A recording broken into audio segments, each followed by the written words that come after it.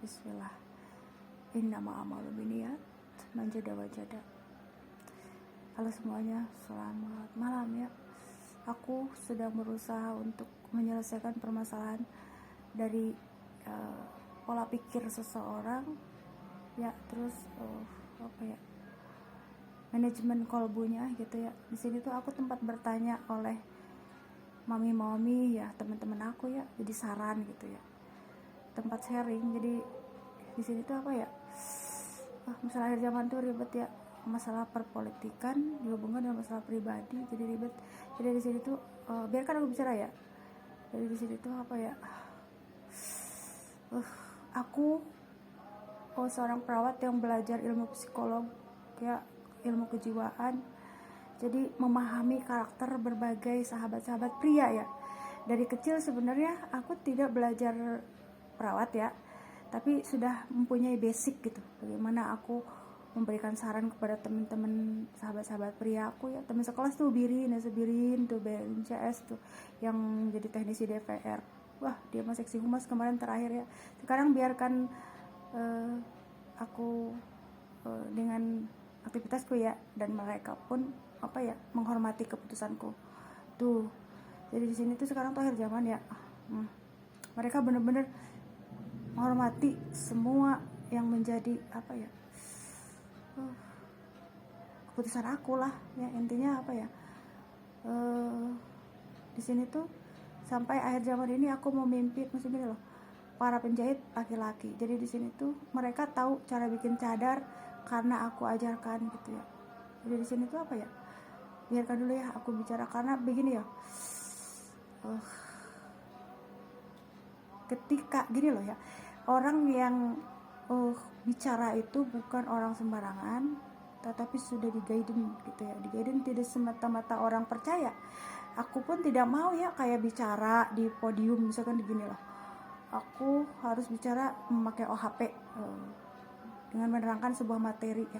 Kalau tidak ada kepercayaan dari teman-teman ya, terus kalau juga tidak Allah kamu mampu gitu.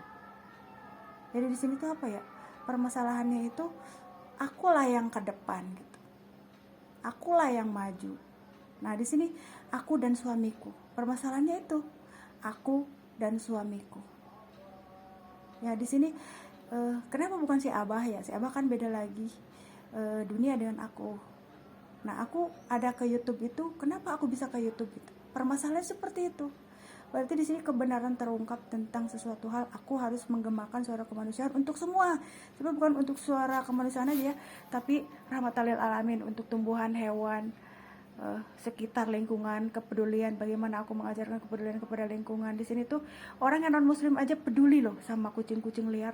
Termasuk yang aku kenal itu dari teman-teman Chinese. Banyak kan dari Tasik itu kan, teman-teman SMP 2 tuh banyak yang Chinese tuh. Bahkan kebaikan mereka tuh luar biasa loh. Aku belajar kebaikan, bagaimana adab kayak menunduk santun gitu loh. Orang-orang Chinese itu kalau gini, oh ya misalkan permisi ya, mereka menundukkan, membungkukkan punggung ya. Jadi kita mah kadang selonong boy maaf ya, kalau ada perilaku yang baik dari yang non muslim, kenapa tidak gitu. Tapi bukan berarti kita tuh kan punya keyakinan masing-masing. Maksudnya dari itunya, maksudnya gini loh, dari perilakunya jangan selonong boy. Kita kan seorang muslimah mukmin gitu ya. Jadi di sini paham kebangsaan yang begitu besar yang kita miliki itu, yang dipunyai oleh bangsa kita itu, dibawa sampai ke luar negeri, dibawa sampai umroh gitu. Jadi pada jor-joran gitu di sananya. Itu yang kulihat ya, dan kualami. Paham kebangsaan tuh jangan dibawa-bawa gitu ya. Berusaha kita ramah, santun, apalagi sedang di negeri orang gitu ya. Gitu intinya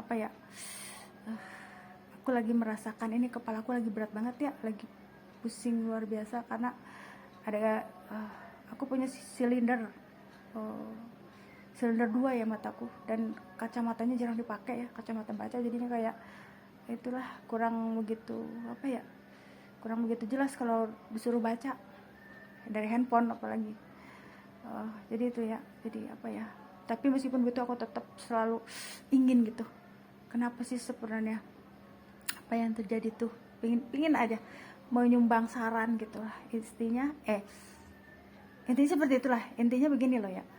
Jadi itu yang bikin heboh tuh, aku maju gitu. Sekarang permasalahan solusinya kalau menurut aku ya, kalau dari secara musyawarah ya, segala sesuatu tuh musyawarah mufakat dengan konferensi seperti yang dilakukan oleh pahlawan-pahlawan dulu ya, konferensi meja bundar, apalagi ya, apalah yang dilakukan oleh pahlawan kita tuh. Jadi gini loh, kita itu harus memprioritaskan generasi muda masing-masing. Setiap orang, setiap negara gitu, masih bisakah gitu ya. Sedangkan begini, ketika kita fokus saja perang di sana sini, waktu tidak apa ya, tidak terasa kita itu rugi waktu ya. Tahu-tahu jelger sana sini nih dari atas, Allah menurunkan apa dari langit tuh, misalkan apa ya gunung meletus, laut tumpah, kita mau apa? Rugi dong. Makanya itu yang selalu aku cerewet, nikmati hidup, fokus dengan saling berbagi, saling mengasihi. Sekarang contoh simpel ya, contoh simpelnya, ketika udah ada wabah corona, sebenarnya ada kebaikan, hikmahnya apa? Kita saling gini, di negara Indonesia kamu punya nggak vaksin? Di negara Amerika, di negara Turki, di negara itu loh, hikmah apa yang kita dapatkan dari adanya wabah corona? Saling saling mengkhawatirkan satu sama lain. Tetapi ketika periode corona itu sudah selesai, yang ada ya sifat manusianya lagi keluar, saling ingin mendominasi. Mohon maaf ya, aku tuh tipe orang yang maksudnya terbuka dengan opini gitu, dengan pendapat, tapi tidak bermaksud untuk menyudutkan atau menyinggung berbagai pihak ya, karena aku itu benar-benar mengayomi ya, yang Nasrani, yang Chinese, teman-teman aku sayang semua ya, apalagi SMP 2 tuh Chinese semua ya. SMP 2 itu adalah SMP yang yang lingkungannya itu para artis itu keluaran dari SMP 2 Tasik ya tuh. Terus di situ bukan masalah artisnya itu ya, tapi di situ tuh kumpul ya Chinese. Di Tasik tuh kalau baksonya bakso apa itu yang terkenal tuh, ada Chinese tuh yang bakso apa tuh ya, pokoknya bakso tuh. Jadi udah kayak rereongan sarupisa uyunan gitu ya. Ada bakso Sunda, orang-orang Sunda, ada orang-orang Chinese, bakso babat tuh di Tasik tuh Chinese benar-benar luar biasa loh ya. Makanya Tasik Bersinar itu diperoleh dalam periodenya Pak Harto ya dulu. Pak Harto benar-benar luar biasa ya. Aku tidak membahas itu ya. Jadi intinya di sini tuh rereongan sarumpi ya, paguyuban zaman dulu ya, paguyuban, rereongan sarumpi. Terus apa ya, jadi itulah ya, bagaimana sih sekarang ini kita hanya bagaimana kita menikmati hidup ini dalam periode begini, kiamat ini. Misalkan kita udah nih 10 nih, ke 10-nya itu kiamat. Nah, kita ada dalam periode 7. Udah gambling sana sini ya, udah sepertinya periode sekarang tuh ada waya, masih banjir bandang, masih ada ya, ada sesuatu hal yang benar-benar aku juga di sini tuh yang harus ditata tuh dari mulai Indonesianya gitu ya. Jangan dulu mikirin yang Palestina ya, Indonesianya dulu dah. Jadi gini, jadi ini ya, gimana ya aku menerangkannya ya, karena ini menyangkut kesadaran dari berbagai pihak kali ya. Kalau tanpa kesadaran dari berbagai pihak, maka akan seperti ini. Dan aku masih selalu siap mendukung siapapun ya, jadi tim sukses siapapun ya. Boleh lah ya. Kalau kemarin-kemarin aku menolak, katanya di tim sukses kita yuk, katanya gitu. Nggak mau kata aku. Tapi karena sekarang tuh ngebenahin, bisa nggak sih dibenahin? Di sini tuh seperti begini ya. Kalau ada zaman leluhur dahulu, kalau zaman orang tua dahulu itu, orang tua itu melihat gitu, mana sih laki-laki sama perempuan yang bisa kayaknya tuh klop gitu. Kalau disatukan tuh klop, kalian itu kalau dalam peribahasa